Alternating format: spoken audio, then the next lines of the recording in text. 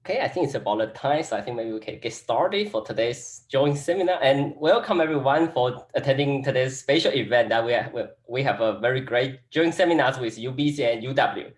And today we have two excellent speakers, Trevor and Alex from both departments. And maybe I think Ben, maybe Ben, you can introduce Trevor, and I can then introduce Alex. Yeah, great. Thanks, and thanks everyone for joining us. I have the pleasure of introducing Trevor Campbell for the second time in a couple of weeks. We had an event here on campus that I got to introduce him for recently. So Trevor is an assistant professor here at UBC in the statistics department. Trevor's research spans a range of topics from methods in computational statistics and automated approximate Bayesian inference to Bayesian theory. And just a brief background, Trevor started his academic career as an aerospace engineer and at some point made a switch over to statistics and machine learning. Trevor did his PhD and a postdoc at MIT before joining the department here in 2018. So take it away, Trevor. I'm excited to hear you talk on parallel tempering on optimized paths. Thanks, Ben, for your amazing introduction. And of course, thanks to the UW and UBC stat departments for sort of jointly organizing this really, really cool event. Yeah, so today I will be talking to you about some very recent work on Markov chain Monte Carlo and a new method in parallel tempering specifically designed to handle sort of complex and multimodal and high dimensional posterior distributions. This is joint work with Saf Sayed and Vittorio Romagnello, who are two fantastic PhD students. They're sort of joint first authors on this work. And of course, my really wonderful colleague, Alex Bouchard-Cote. All right, so this talk is going to be focusing on a very sort of general setting of Bayesian inference. So I'll say that we have some data and we'll call it X, and we have some probabilistic model that has some unknown parameter and we'll call that theta, and we want to use X to help us learn about theta. And so in the Bayesian framework, what we typically start with is a probability distribution on theta that we call the prior distribution. And that describes our uncertainty in theta before observing any data. And then once we observe data, we use the conditional distribution of theta given X, which we often call the posterior distribution. And this, of course, describes the uncertainty in that latent parameter theta after observing our data. And of course, the sort of big goal of Bayesian inference is to do stuff with that posterior distribution. So in particular, if you sort of boil things down, you can kind of reduce all the problems you care about to taking random samples from that posterior distribution. And then we use those samples to estimate all kinds of statistics of the distribution to get a sense for, let's say, a point estimate via the mean, or some quantification of uncertainty via the variance, et cetera. Now, the typical way that people achieve this, but the way to take samples from the distribution, is actually in sort of a roundabout circular way, right? Actually, it's not so trivial to take samples from an arbitrary distribution specified by its density. So here I'm showing you some two-dimensional contours of a hypothetical Bayesian posterior distribution. What people typically do is they'll create a very cleverly constructed Markov chain. And this Markov chain is designed so that if I close my eyes and I run the Markov chain for as long as I possibly can, that the random state of the Markov chain, the distribution of that actually converges to the posterior that we care about. Now, in practice, what we do is we run that chain. We start it somewhere, let's say at this black dot here. We run it for a certain number of steps, and we throw away the initial, some fraction, let's say 30% of the steps, to reflect the fact that we're getting rid of our initial bias that we've added in by initializing it. And once we do that, we run our steps, we throw away those states, we keep the remaining states, and we treat those as samples or approximate samples from the posterior distribution. So this is by far the most popular way of doing this, especially in statistics. But it has some sort of very well-known problems, and we've been sort of grappling with this for many years now. In particular, the Markov chain that we design can be quite slow to converge to that target posterior distribution, and especially in sort of more complex and high dimensional posteriors. A really canonical example of this problem is when you have multiple modes in your posterior. If I design my chain carefully, I might end up actually designing it such that it just kind of converges to one of those modes. And after a very, very, very long time, it might finally happen to jump to the other mode, but that could take an astronomically long time. And of course, if I initialize the chain slightly differently, I might get stuck in one of the other modes. And it's very hard to diagnose this problem in practice. Another example of this issue with convergence is if you have a posterior that actually has multiple different scales, depending on where you are in your parameter space. So here I'm showing you kind of a funnel shape. And I might design my Markov chain to take appropriately sized steps in that sort of larger region of the posterior, but of course, then it's going to struggle to sort of make its way down the sort of thinner part of that funnel. And these are, of course, just two sort of examples of a much broader phenomenon of slow convergence. So in this talk, we are going to try to address this problem using a meta-algorithm called parallel tempering. The idea of parallel tempering is that instead of just running a Markov chain for one distribution, you run a Markov chain for a bunch of distributions along a path. And that path starts from something simple, let's just say like a multi-dimensional Gaussian distribution. I can sample from that quite effectively.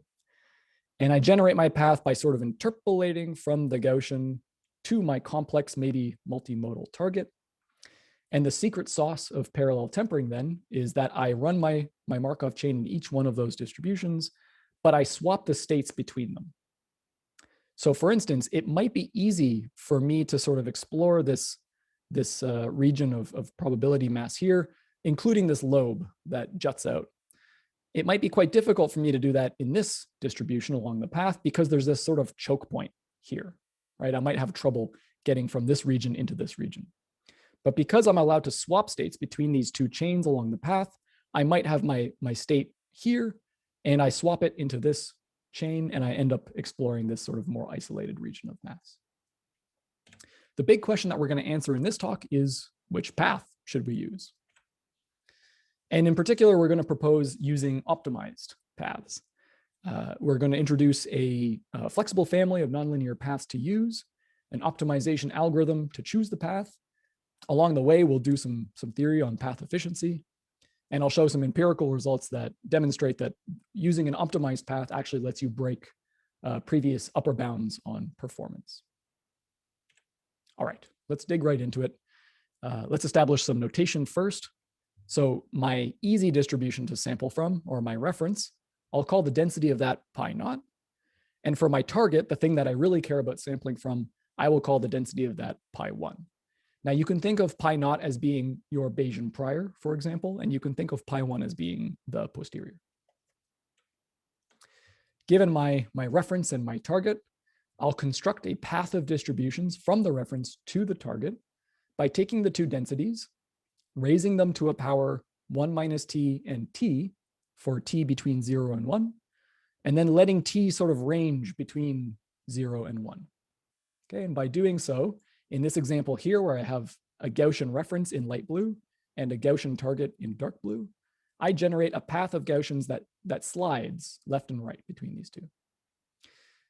Now, given that path, I need to discretize it so that I generate some finite number of Markov chains that I can run. And so here I've called that a schedule. It's a discretization of the unit interval. And here I'm generating 1, 2, 3, 4, 5, 6, 7, 8 of those chains along that path. Now, to actually understand how parallel tempering works, I think it's easiest to focus on two adjacent chains in the sequence. So like these two chains here. I'll call that distribution n and distribution n plus 1. Each one is going to have its own Markov chain that it's running, and so it's going to have a state.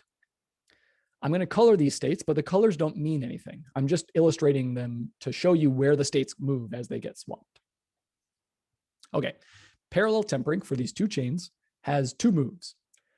The first is a standard Markov chain step, just like I mentioned before. So here in this distribution N, you can see that my Markov chain kind of wiggles a bit and ends up with the blue state here. And my red chain, it tries to explore into this lobe, but it kind of reflects off this boundary because it can't make it through the choke point, and the red state ends up here. And so that's fairly standard, nothing too special going on there. The secret sauce of parallel tempering, as I said before, is this idea of swapping states. In particular, I'm going to try to move my red state from distribution n+1 down to distribution n, and my blue state from n to n+1. I'll formulate that as a Metropolis-Hastings swap step. And of course, if I'm doing that, that means I have to accept that step with some probability. And the probability is the minimum of 1, and the densities evaluated at the swap states divided by the densities evaluated at the original states. Okay, so let's say I accept that move. Now you'll see, just like before, I was able to explore this isolated area of mass because I was able to use this easier chain to do my exploration for me. Now, getting from 2 chains up to n chains is not too difficult. Instead of just swapping between one pair of chains, what we'll do is we'll take all n chains along the path, and we'll just propose swaps between adjacent pairs, right? Unrelated adjacent pairs. Okay. And the final question is, how do you know how well parallel tempering is working? How do we evaluate parallel tempering? We could use something like the effective sample size or various diagnostics that are out there, but we really want to evaluate not the exploration step, not that MCMC step, because I can swap in any MCMC step I want. If you give me a better MCMC algorithm, I'll just put it in this algorithm, right?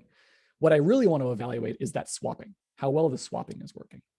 And so what we do is we evaluate something called the round trip rate, which if I have a state that starts at the reference and gets swapped all the way down to the target, and then gets swapped all the way back to the reference, we call that one round trip. And the round trip rate is the frequency with which round trips happen. So we want there to be lots of communication happening. We want there to be a high round trip rate. Okay. So that's the background on parallel tempering. Sounds good. Let's test it out. I will use a very simple problem with a Gaussian reference distribution here with mean -1 and standard deviation 0.01, and a target distribution with mean 1, same standard deviation. I will discretize that unit interval with 50 different chains from reference to target, and we'll just use that linear path. Let's plot the round trip rate for this problem, or rather the number of round trips on the y-axis, so higher is better, and the number of iterations on the x-axis. So more iterations means more computational effort. In red and green here, I'm showing you 2 different implementations of parallel tempering with that linear path. The black dashed line is, of course, this theoretical upper bound on how well this could possibly perform. What you can see here is that, well, after 50,000 steps, we didn't generate a single round trip, right? These are still at 0. And of course, the upper bound is not that high either. I mean, it's at something like 100. So what happened here? Why aren't we getting any round trips? In order to figure this out, let's dig into the math just a little bit more. So in particular, I'm going to define the rejection rate between chains n and n+1 along my sequence of chains. I'll say that's Rn, and that is the probability of rejecting a swap between these 2 chains, under the assumption that I'm sampling IID from the 2 chains. So just to give you a little bit of intuition, if the 2 distributions along the path are close to each other, I expect that most of my swaps will be accepted and my rejection rate will be close to 0. By contrast, if I have 2 distributions along the chain that are far apart, I expect it to have a hard time swapping states between these 2 because they're quite dissimilar and my rejection rate will be close to 1. In earlier work, Saf and Alex and some other collaborators showed that the round trip rate theoretically is equal to, well, a bunch of stuff times the sum over all of my chains of the rejection rate for chain pair n divided by 1 minus that rejection rate, all of that inverse. So if one of my rejection rates along the path is close to 1, then of course 1 minus that is close to 0.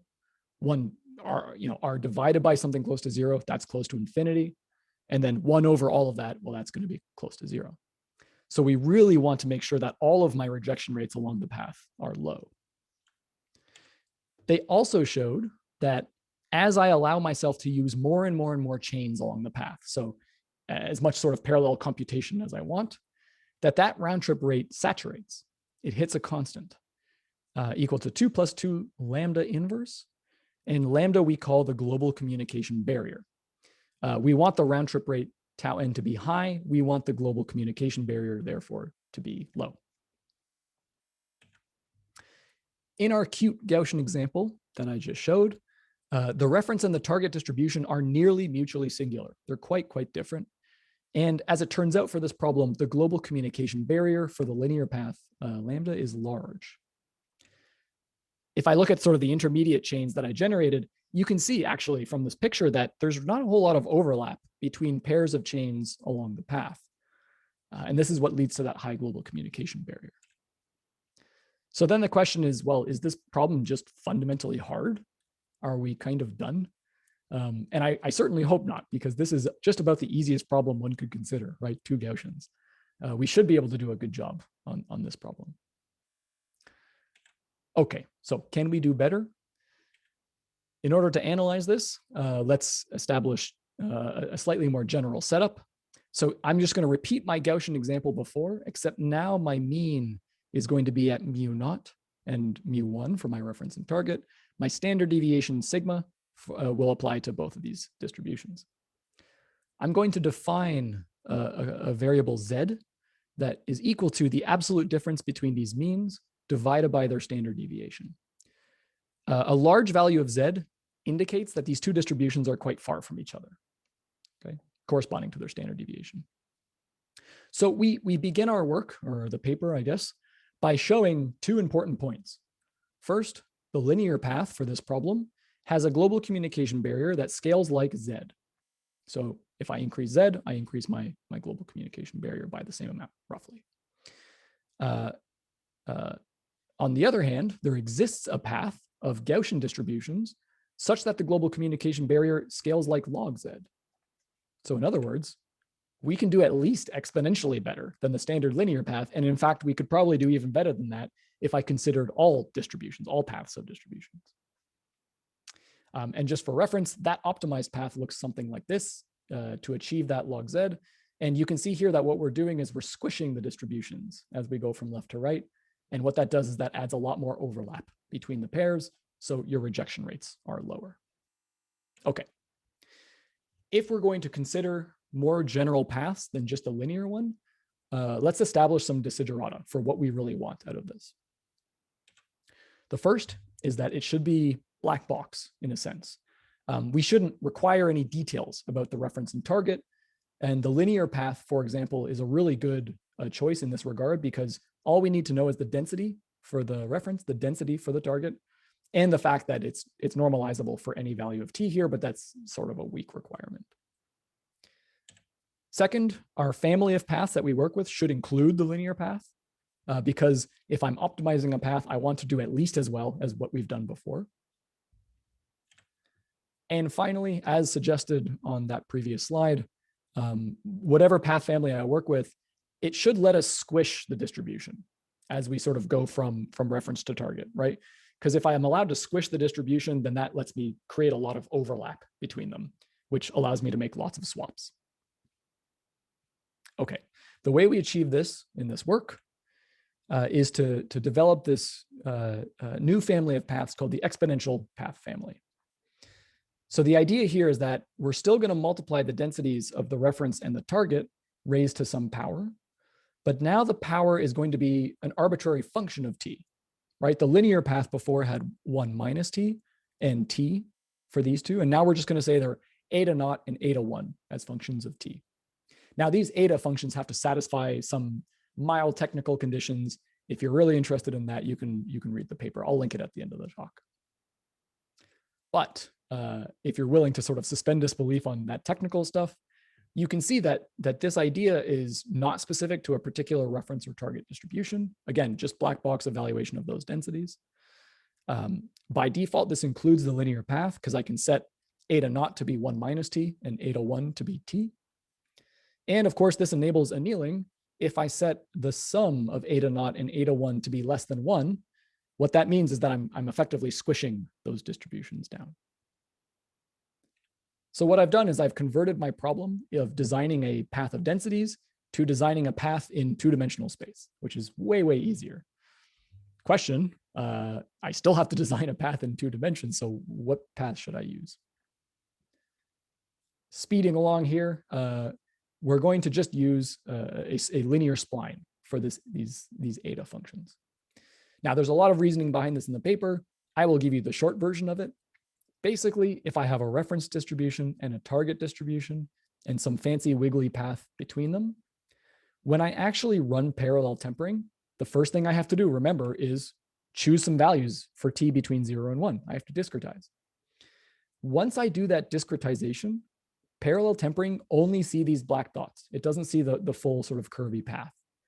And so as far as parallel tempering is concerned, I just have this linear spline. It can't tell the difference. Okay, so our eta function will be a linear spline. If I plot for you an example of eta naught on the x-axis here and eta 1 on the y-axis, those are my 2 components. So the reference distribution is at 1, 0, and the target is at 0, 1. Then my linear path is, well, this is where it gets the name. It's a line that goes from 0, 1 all the way down to 1, 0. And by using a linear spline instead, I can actually generate something that looks like this. It's got sort of a kink here in one of the knots. This is actually the path in this eta space for this squished Gaussian example. My reference distribution is here at the bottom right. This squished path in the middle corresponds to what's happening at this elbow. And finally, my target distribution is up here at the top left coordinate. Okay, so we're working with linear splines. Final question, how do I actually optimize the knots? Because of course, now that I'm working with this flexible family, I'd like to be able to, find the best path within the family. And for this, that means finding where I put those knots. Again, a whole bunch of math sweep under the rug. The big idea here is that we want to minimize the global communication barrier, right? Which is in some sense similar to maximizing that round trip rate that we actually care about.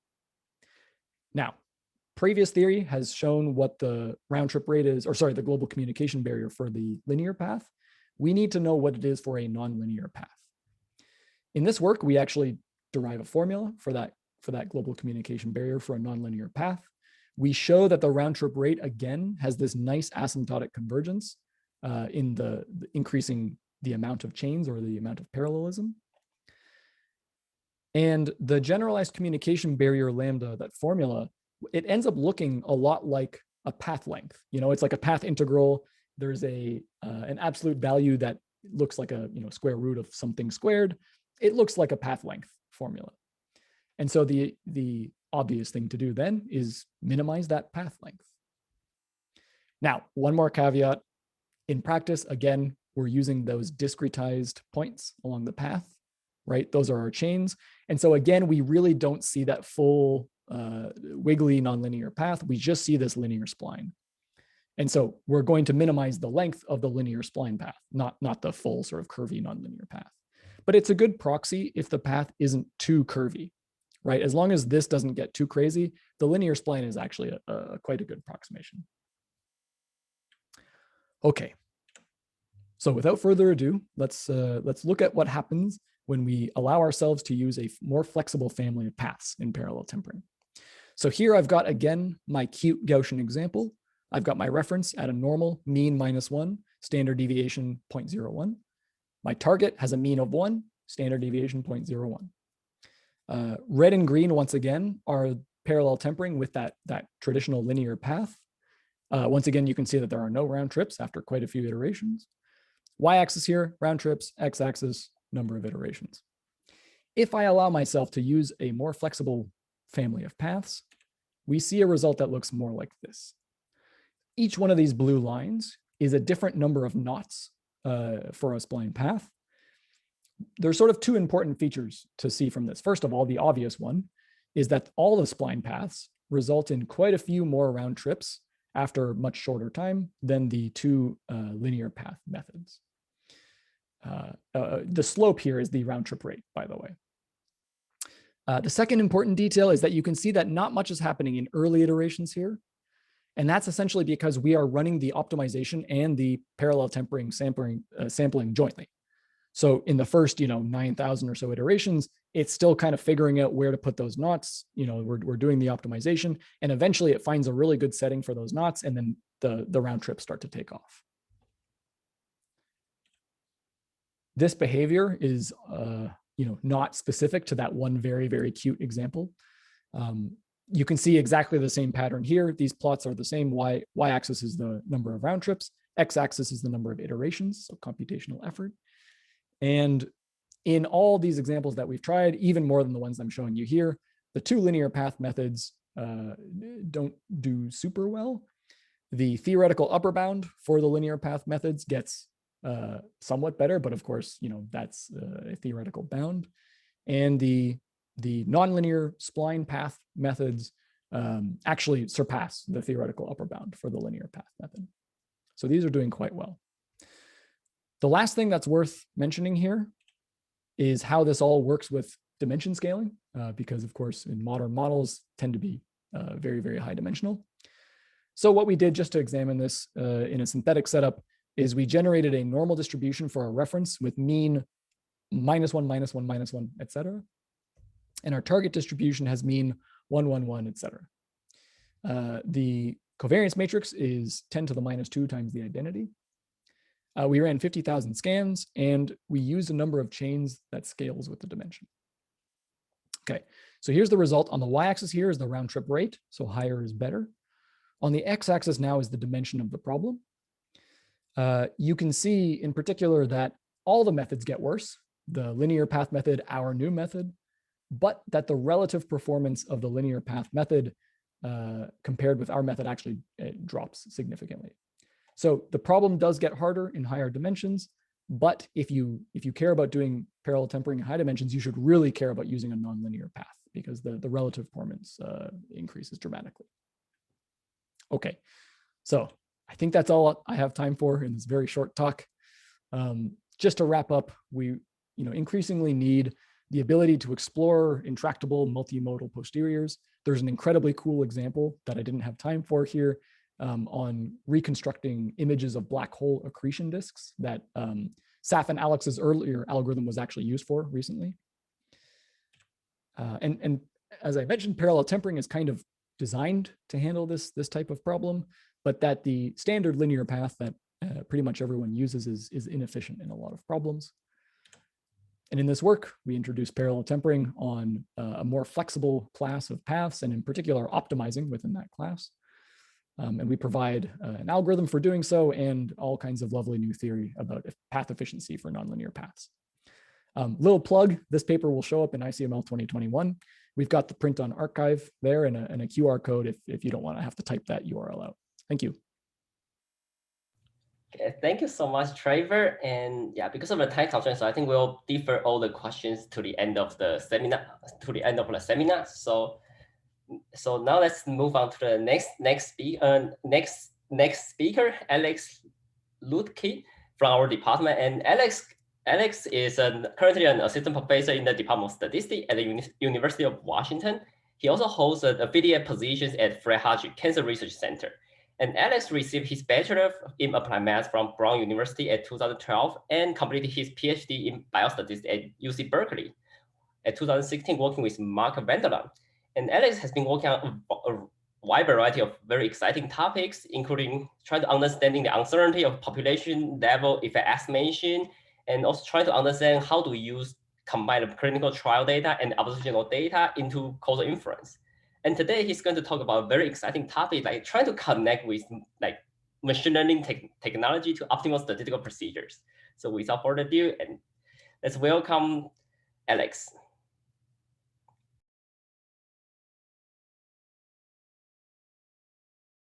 Thank you, Yanqi. Yeah, so thank you for having me, and thank you all for coming. I love that we do these joint colloquia. I think it's a lot of fun. So yeah, anyway, thank you to the organizers. Yeah, so today I'll be talking about some work it's sort of a variety of projects that I've been working on with some great collaborators over the last few years. Just to say up front, this 46 denominator, you can just ignore it. I'm just going to get through a small fraction of the slides today. I just didn't want to make it go away. And so the project I'll talk about today, just to give a sense of the motivation. So it originally started at, I think it was Noah and I back in 2017.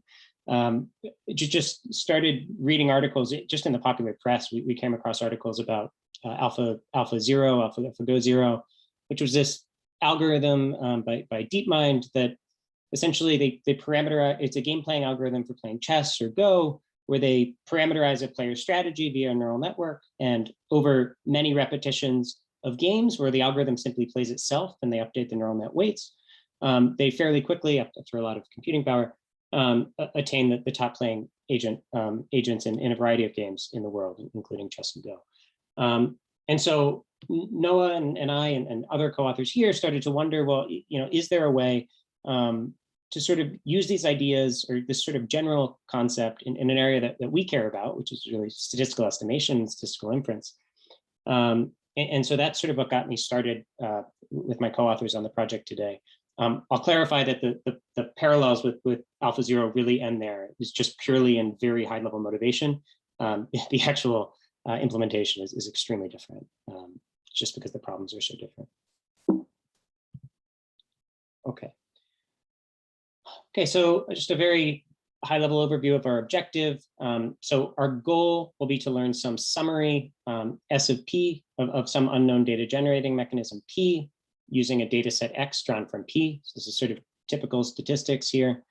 And so to do so, our goal will be to use some sensible estimator T of this summary. So the summary will take as input a true distribution P, say a Gaussian, and maybe the summary is just the mean of the Gaussian or whatever.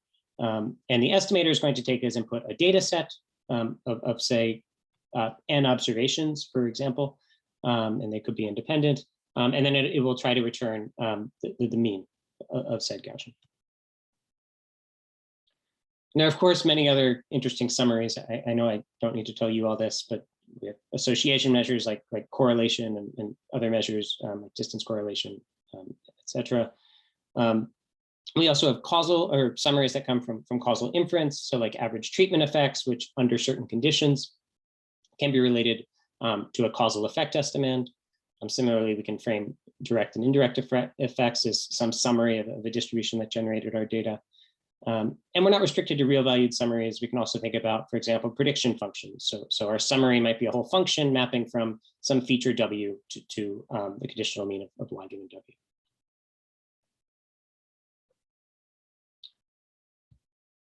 And so we, when we consider these problems, we consider them in a fairly traditional statistical decision theoretic framework.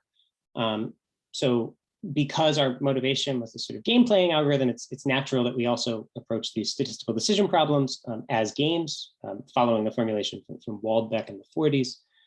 So here we consider a sequential game where a statistician is going to select a procedure T. I'll use the terms procedure and estimator sort of interchangeably in this talk. And then nature, the second player in this game, is going to select a data generating mechanism at which T does poorly, at which the statistician strategy does poorly. Of course, to talk about poor performance, we need to have some criterion. And so we'll define a risk. For the purpose of this talk today, I'll just focus on the mean squared error. Okay, so the risk of an estimator T at a distribution P is just going to be the expected value of the squared difference between the estimator evaluated at X and the true summary vectors. Okay, and so we know that if nature plays optimally in this game, then the statistician will see the worst case risk. And this is just the maximum over all distributions P belonging to some index set. So we'll call this set of possible distributions the statistical model. So this should be specified by the statistician, sort of whatever knowledge we have, background knowledge about a problem, we can frame it as sort of a restriction to the set to which P can belong. And so if nature plays optimally, we see the worst case risk, which is just the maximal mean squared error in this case. And then if the statistician in turn is playing optimally, then the risk of the game will be the minimax risk. Okay, so the statistician, if they play optimally, so they make this maximal risk as small as possible, then we end up just with this minimax risk. And it's generally considered desirable for estimators to have worst case risk near this minimax risk. Why is this the case? Well, if we're adopting a sort of a frequentist approach here, then the only real information that we might have about this distribution P is that it belongs to a certain statistical model. And so because we don't have any more information, we want to make sure that no matter where P falls, we don't do too poorly in terms of this risk criterion. Okay. Now, as many of you may know, in general, it's not possible to derive analytically, or it's not known how to derive analytically a minimax estimator. So at a finite sample size, like a sample size of 10 or 100 in a given problem, we generally don't have a form for a minimax estimator, except in very special problems, typically fairly simple parametric problems. And so what we instead do as statisticians often when we care about minimaxity is we resort to asymptotics, and we say that, say, a sequence of estimators is minimax rate optimal or something. So all that's well and good. What I'll be talking about today and focusing on is really finite sample minimaxity. And I'll be often looking at problems where no minimax estimator is known in these finite sample problems, possibly because its analytic form isn't known, and possibly just because it doesn't have a tractable analytic form at all. And so I'll describe a means rather to numerically construct these minimax estimators in finite samples. So a lot of the talk today will be fairly high level because these 25-minute talks are pretty quick, unfortunately. So I'll aim to numerically construct a procedure whose worst case risk is equal to the minimax risk. And to do this, I'll present three related frameworks for accomplishing this goal. And the first two frameworks are really a build-up to the third. The third is the one that we most often end up using when we've been implementing this in practice. So in the first game, it's exactly like the setup described on the previous slide. So we have a statistician who's going to select a procedure T.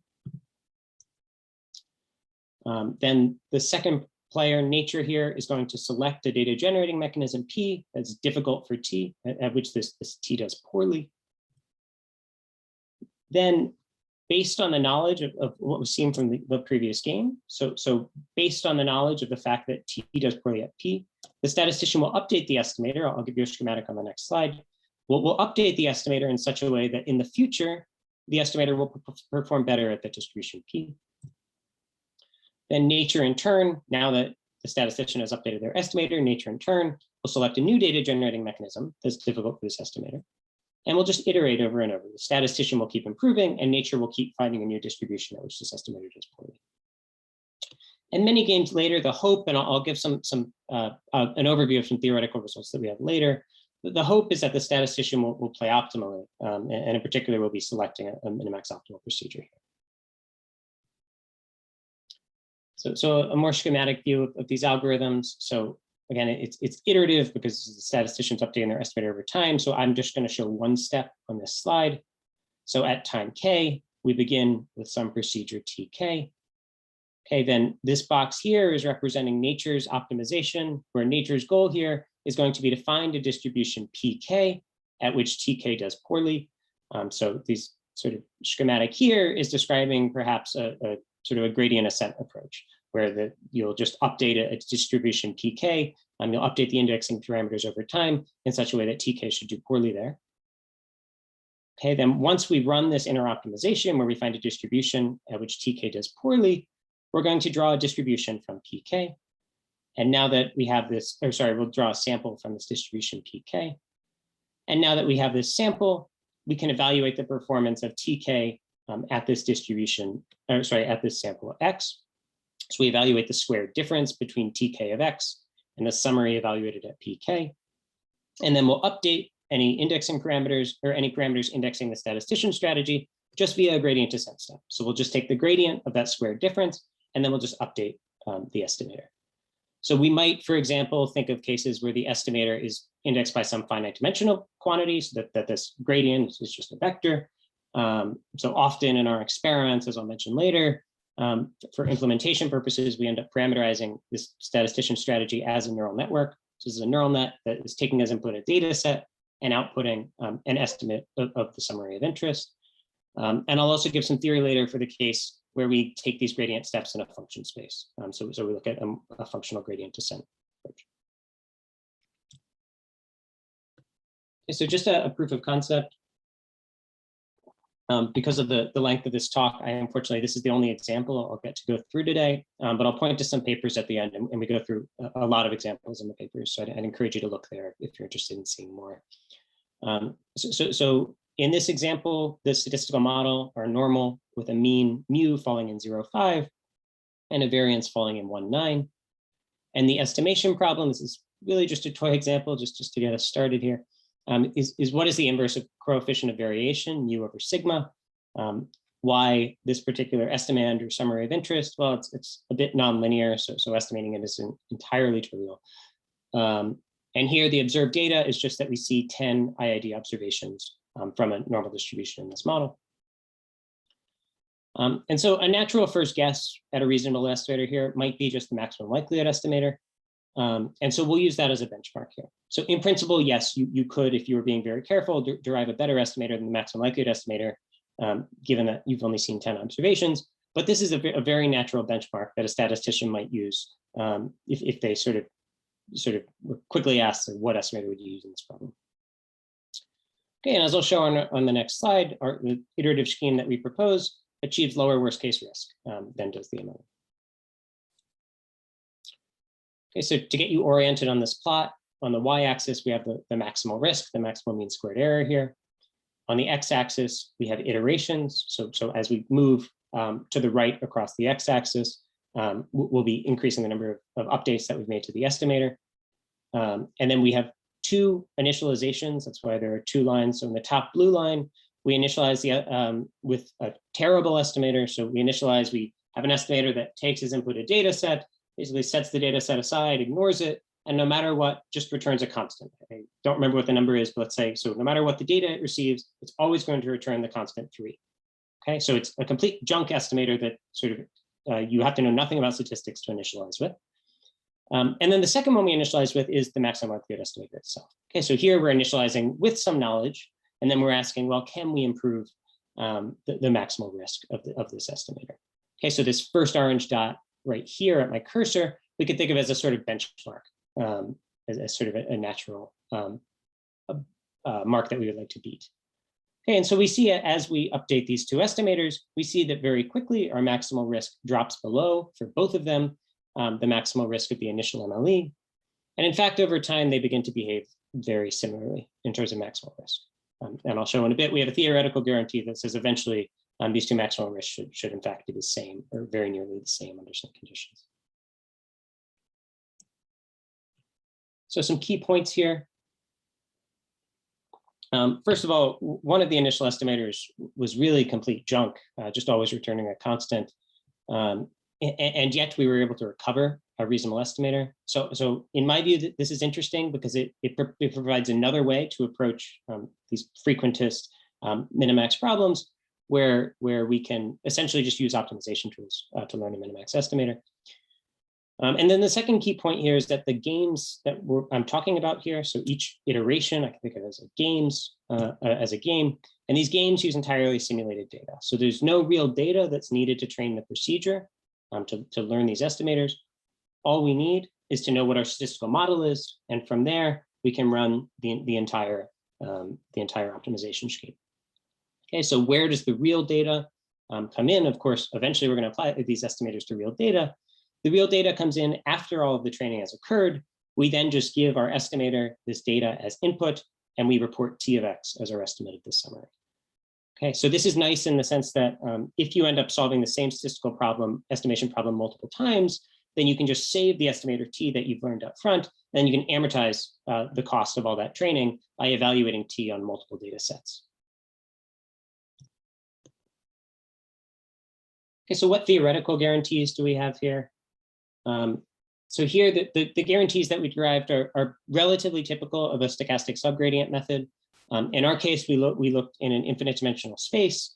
So we restricted our initial procedure to belong to some Hilbert space L2 nu. In the paper, we give some guidance on how to select nu, what might be a reasonable choice to ensure that some of the later conditions below may actually hold. And so the conditions that we need, so first of all, we require that there be a minimax procedure in this Hilbert space. Second of all, we require that for each estimator, we can find a distribution pk with nearly maximal risk. And this is in the sense that the risk of tk evaluated at this distribution pk is nearly as bad as it can be, up to some error epsilon. To be clear, this is a non-trivial condition because maximizing the risk in P is generally a non-concave maximization problem, and so this can be very hard. So this condition 2 is really, for the sake of theory, at this point, this is something we've needed, but we recognize that this is a non-trivial requirement. And the third condition I'll just skip. It's really just a regularity condition here. Okay, and then so here, regardless of the initial procedure, at step K, we have a guarantee that says the maximal risk of our estimator is going to be less than or equal to the minimax risk. That's the best you can possibly do, plus that error epsilon that we carry forward from that second condition, basically the error in that inner optimization that we're running, plus a term that decays like whatever the square root of K. And we can give an explicit constant in front of that big O quantity, and we do in the paper. So this basically says that if you run this optimization scheme long enough, eventually you'll learn an estimator that's going to be minimax.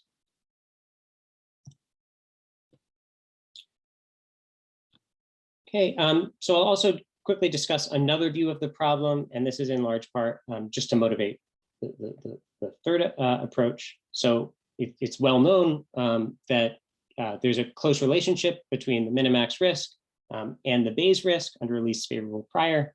And in particular, under certain conditions, it's true that the minimax risk is going to be equal to the Bayes risk under a least favorable prior. We're here, the Bayes risk we define as just the risk we started with, but then we take, rather than fix a distribution P, we're going to take P and we're going to draw it from some prior pi. Okay, so pi is just some distribution with support on our statistical model, it's prior. And then here, when we look at the Bayes risk under least favorable prior, we first take the minimum overall estimators, so it's just a Bayes estimator here, and then we look for the prior at which this estimation problem is hardest. Okay. Okay, and these nested maxi-min algorithms, I want to make sure you can see the bottom here as well. So these were independently introduced by two authors, one in 1966 and one in 1987. It was pre-internet, so they were genuinely not aware of each other. It's also been written out about by a few authors since. So what is the sort of long and short of these algorithms? Essentially, these algorithms focus, rather than on updating the estimator over time, they're very much focused on updating a prior over time. So we're going to initialize a prior in these algorithms. So here I'm giving a single step of the algorithm. So then we're going to try to take that prior, and we're going to try to make that prior such that its Bayes rule performs poorly. Okay, so we'll first take that prior, then we're going to run an optimization scheme where we try to find a distribution at which its Bayes rule does not perform well in terms of risk. And then what we're going to do is we're going to take pi k, we're going to get a mixture with pk, and we're going to shift some of the mass in pi k towards pk. So we'll basically take pi k and we'll shift it towards a distribution at which its Bayes rule performs poorly. Okay? And you can show that if you do this, similarly to the guarantees I gave to the last optimization scheme, that this will allow you to eventually learn a minimax estimate. And now there's an important caveat here, which is that all of these methods are implicitly assuming here that it's relatively easy to compute or to evaluate the Bayes rule.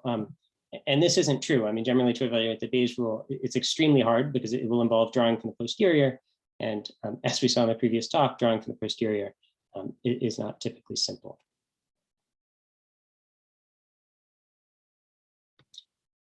Okay, so the third and final class of algorithms that I'll talk about involves sort of a hybrid of these first two strategies. And here we drew inspiration from generative adversarial networks.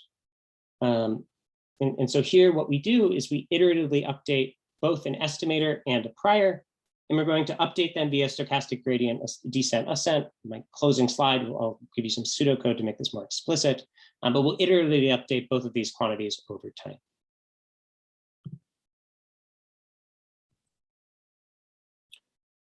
Okay, I briefly mentioned this earlier. So we found it effective when we actually implement this in practice. We found it effective to parameterize the class of statistical procedures as a neural net.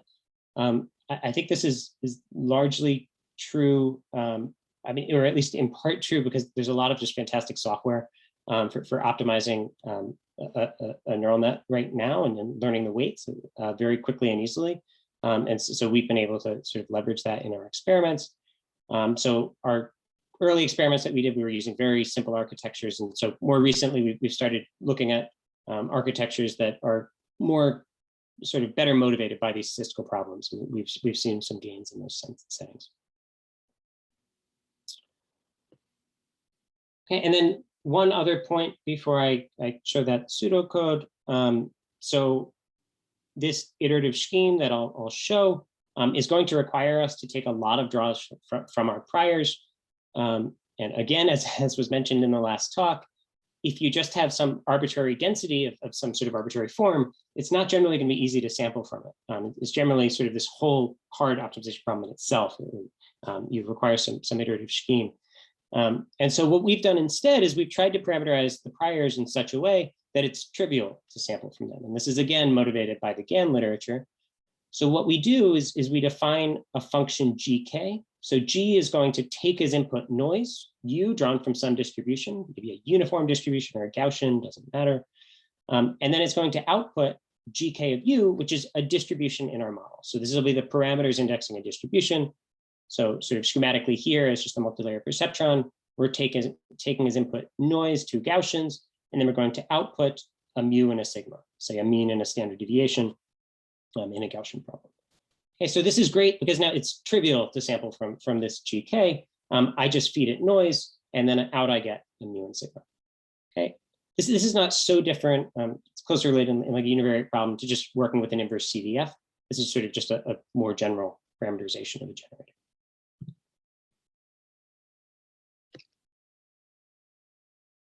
Okay, so these alternating algorithms, to be more explicit, they take the following form. So for each P, for each distribution, I'm going to require access to a generator. Think of this as an inverse CDF. It's going to take as input a source of randomness, Z, and it's going to output data X that has distribution B. Okay, so so that dP of Z is just a draw from P. Okay, so then I'll initialize, as usual, the parameters of the two quantities I'll be optimizing. So I'll initialize the parameters of the neural net for the statistician and also the parameters of nature's neural network. And then I'll iterate over steps K, and I'll first just draw PK from the current prior. How do we do this? Again, we just first sample noise and then pass this noise through the generator.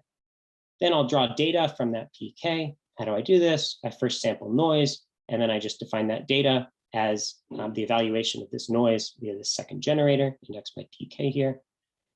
Okay, and then the gradient descent ascent is coming. So for the statistician, we're descending. So we're going to take the statistician's, the weights indexing the statistician strategy, and we're going to take a gradient descent step here, or a stochastic gradient descent step here. And then for nature strategy, we'll take a stochastic gradient ascent step here. Okay, and so when we implement this, we typically, be very familiar to people who work with neural nets a lot, but we never need to compute any of this explicitly because we can just do it all via backprop. Okay, so I think I'm at time, unfortunately, so I will just leave you with the papers. I'm sorry I didn't have more time to go through this today, but so maybe relevant papers are 3 through 5 here for this work. Thank you. Thanks, Alex, and thanks, Trevor. Very exciting. Both are very exciting talk. And just a reminder for all the audience. So you have 3 ways you can ask question. You can either raise your hand, or you can type in the Q&A, or you can type in the chat. And I already see a question by Marina. Marina already raised her hand. So let me give you the access. So Marina, I think now you should be able to ask. Thank you, Alex, and thank you, Trevor, for these very exciting talks. It's a pleasure to have another seminar in these times of isolation. I just have a question for Alex.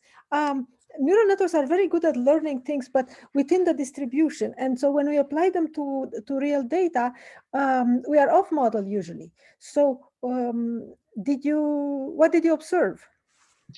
Yes, so that's a good question, right? Because we were training entirely, of course, we defined some statistical model, and then we just only draw data from distributions in that model.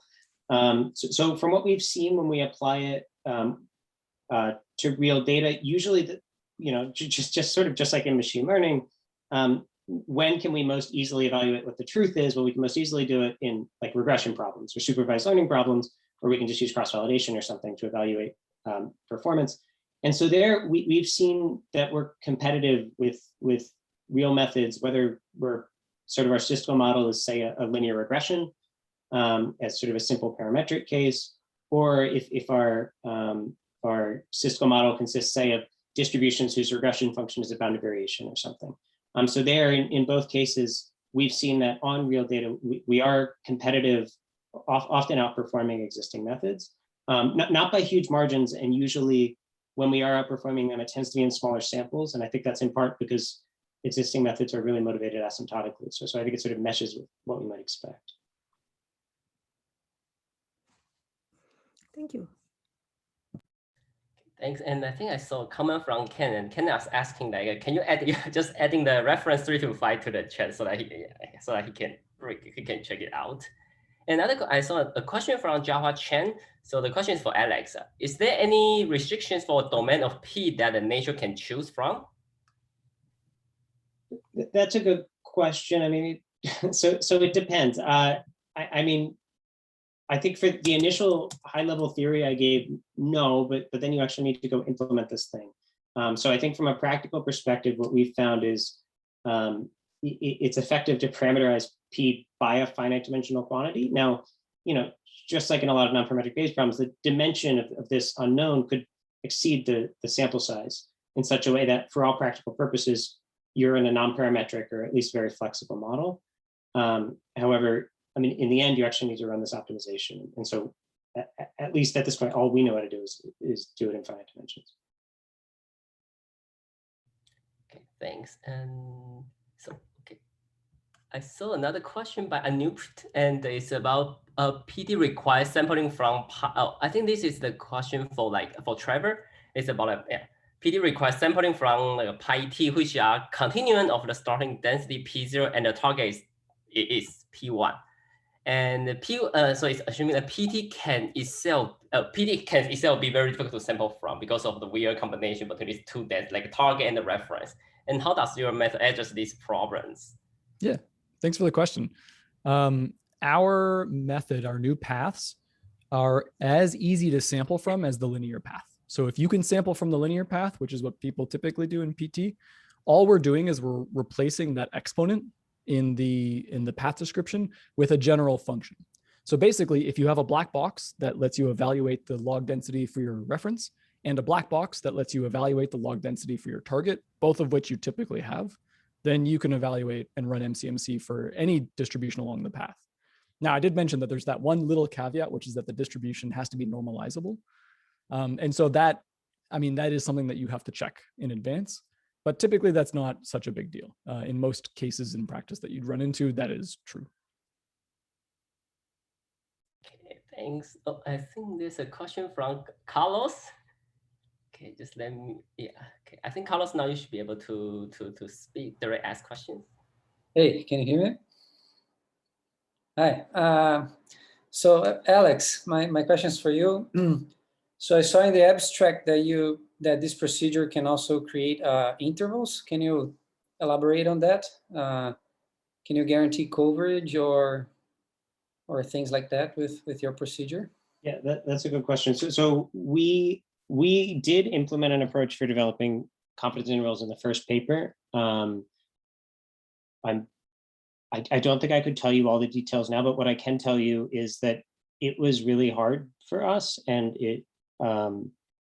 yes, we were able to get something to work in simple problems, but it proved extremely challenging. However, there is a paper that has done some work on this. This is more in the second class of algorithms that I talked about. It's Phil Stark as a co-author on it. Let me see if I can here. I'm going to paste it into chat. So this is an interesting paper that we've been meaning to look at more closely to see if we can, actually generalize this into other problems, because I think our current approach for doing this is honestly not that good. I think we were able to get proper coverage, but it was extremely complicated and sort of hard to do for us. But I think this Schaefer and Stark paper took a much nicer approach. So this is sort of on our to-do list of something to look into more closely.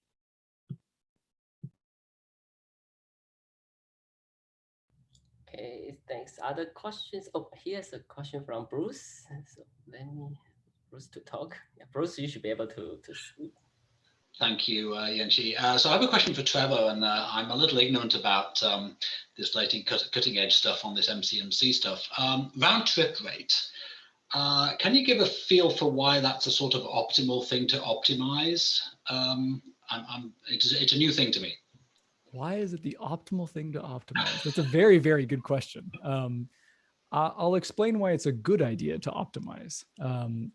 If you, no, you know what? I'll do a little bit of intuition. You can think of every time a round trip happens, so a sample starts at the reference, typically when you're sampling from your reference, it's IID. So you have something like your prior, you can usually generate samples exactly from that. Intuitively, when a sample makes its way down to the target and all the way back, what's happened is that you've effectively gotten something close to an IID sample from your target.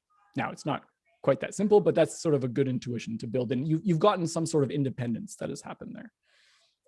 And so the round trip rate is basically the frequency with which you are getting close to independent samples from your target Markov chain. And that's something that you'd like to maximize if possible. Now, what I will say is that the goal of the round trip rate really is to increase the amount of communication along the path. But I imagine you could actually do something where you maximize, I guess you like loop in somehow the effectiveness of your exploration on each of the individual chains, right? So like you make sure to tune your path so that your MCMC algorithm is actually working really well within each of those. But that would definitely be some follow-up work. Thank you. Yeah, great question. Thanks, Bruce. Thanks, Trevor. And I saw another question from Anup. So a question is, in practice, samples from posteriors may not be available. So is there any proxy for the round trip rate? How do we know that it has made a complete round trip and not just return from somewhere in the middle? This is a very good question, and I swept this under the rug. There is a formula that lets you compute the number of round trips that have happened. So if you think you get to track how all these swaps are happening over time.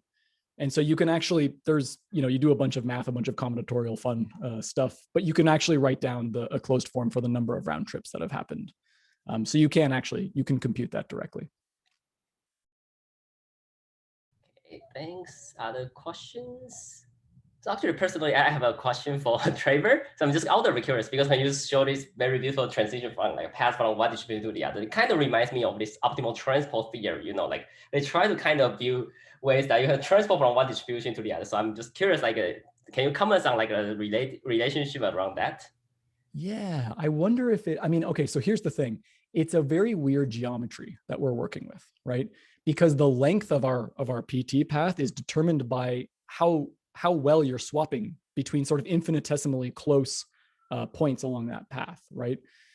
So I don't know if it's super connected to optimal transport. I mean, in some sense, yeah, I don't know. I mean, I wish I had a better answer for you than I just don't really know. Certainly, it's not immediately obvious how they would be connected. I'll put it that way. That would require a bunch of math. Thanks, Trevor. Any other questions?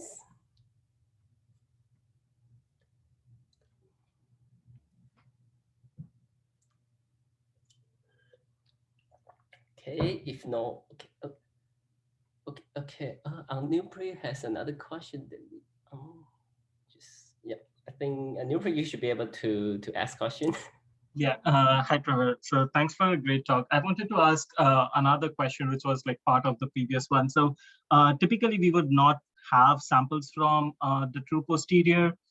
So like my question was like, how would we even calculate like round trip rate? Because we don't know if it has actually reached the target, because we don't know if it is actually a sample from the target distribution. So how would we go about doing that? So is there a like proxy for a round trip rate when like two samples are not available? Yep. So, okay. So I was, of course, sweeping more under the rug. There is this assumption that we make in the paper. Saf and Alex came up with the name efficient local exploration, basically, after boiling it down a little bit, what it means is that we're assuming that our individual Markov chains within each chain are locally mixing well. So you can imagine if I have a really nasty multimodal posterior, all we're asking for there is that within one mode that you're doing a really good job sampling from that. So you have to request that your Markov chain is working that well, basically. That is the assumption that we make. And so if your Markov chain isn't doing that, if it's sort of mixing very poorly, even locally, there's not much you can say. Again, that would be like a complete follow-up study to figure out what this round trip rate actually means if you're not mixing well in your individual chains. I see. Thanks. Yeah, good question. Okay, other questions for Alex or Trevor? So a question by Adam. Okay, so Adam raised a hand. So Adam, I think you should be able to ask questions directly. Okay, great. So I did have a question, just like getting back to this, like for Alex about the kind of the issue of having like constraints on the data generating mechanism that you train the network on. Have you thought about maybe just kind of like so like you obviously can't constrain it, like just let it do anything, or else it could just completely trick the statistician's method every time, right? In the sense that it could just choose like insane data generating mechanisms that would. Yeah, I mean, in some sense, it's going to depend on the estimand, right? And the summary of interest. Certain problems you can do in a truly non-parametric model, but others you can't. Okay, and in those easy cases, would it just be like difficult to explore the space properly? Is that the main constraint? Yeah. Okay. I guess one thing that I was thinking about is that for these like maybe more complicated cases, you could maybe constrain the data generating mechanism up to a point where, like, I don't know, like certain non-parametric methods do fairly well. And so like it would basically be constrained like by previous methods so that it couldn't like destroy these non-parametric methods by too much. I don't know. So you're basically saying you would constrain the model in such a way that you know that there exists a reasonable estimator, and then you hope to have something that's at least that. Yeah, and like as it kind of got too crazy, like the non-parametric estimator would start performing really poorly, and that would kind of get penalized in some way. Yeah, it's interesting. Okay, other questions? Okay, if no other question, I think thanks both speakers again, and thanks everyone for participating in this joint event. And hopefully we can all see each other soon in the future. Okay. Have a nice weekend. Thank you all. Thanks, everybody. Thank you. Thanks. Thank you. Thanks, Trevor.